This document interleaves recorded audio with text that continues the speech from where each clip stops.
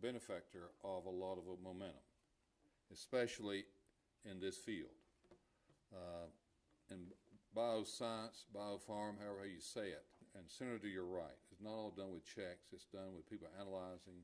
But it's also done because of the quality of people in North Carolina and the leadership and all the good planning that went forth. The university system is very important to that, and all the training that goes forth. We've been extraordinary benefactors that this industry has. I do also want to mention the teams that we have put together. My friend Scott Rawls is not here. I'll be with him in Asheboro tonight. But the way the community colleges have stepped forward in training both for this sector and many other sectors. NC BioImpact is a partnership that they really pushed between Commerce, community colleges, NC State, NC North Carolina Central University, and the total University of North Carolina system. It is a model. There are many other partnerships. You know, for years, we've all recognized the importance of the biotech industry to North Carolina. And there's always been a close connection with the biotech industry and Health and Human Services.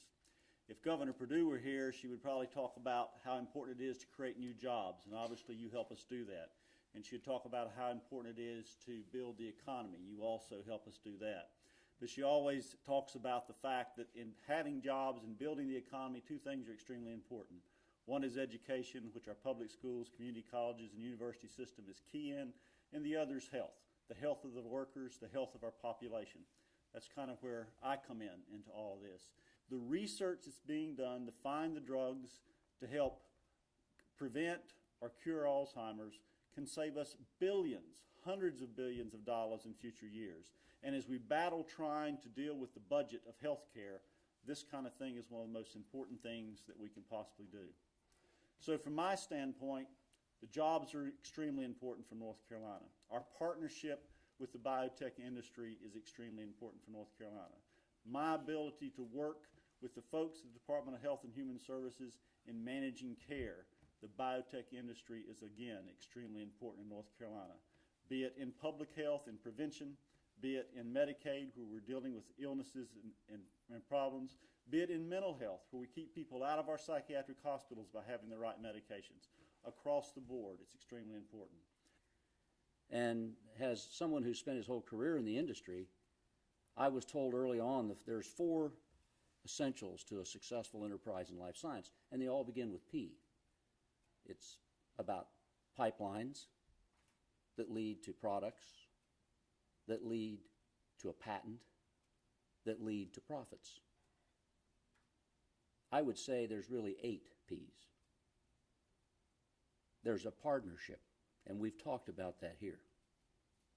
And if that partnership is what it can be and what we've made it in our state and what we want to continue to make it, A, we'll get more products, we'll have better pipelines, we'll have more patents, and yes, we'll have more profits.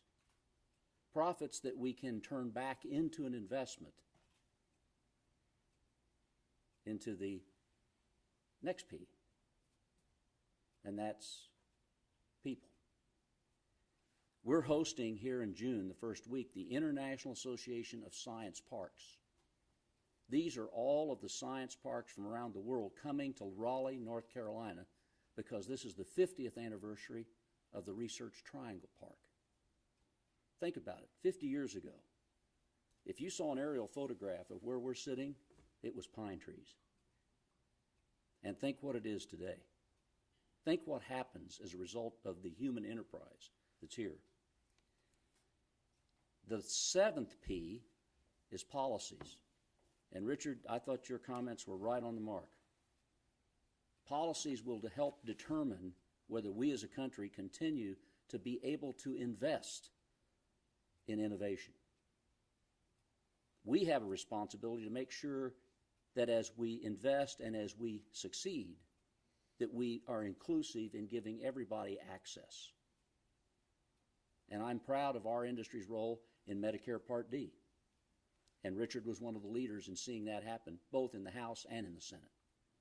And as we go forward and we now address our whole Medicare program and a national health care reform effort, I think we have an obligation to work with leaders on both sides of the political aisle to preserve an ability to encourage investment and innovation, while at the same time making sure we don't stand in the way of giving patients access to the fruits of that innovation. In 1991,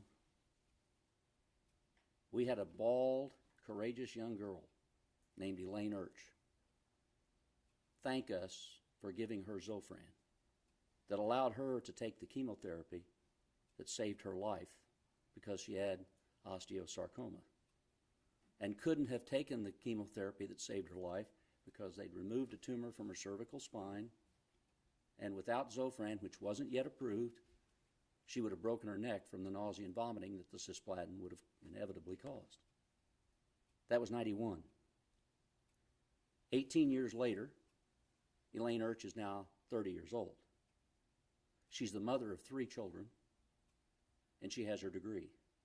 And every year she writes me a letter to thank all of you for the fact that she is still alive and a mother and healthy. And it's because of that investment we made way before 1991 to go down that path.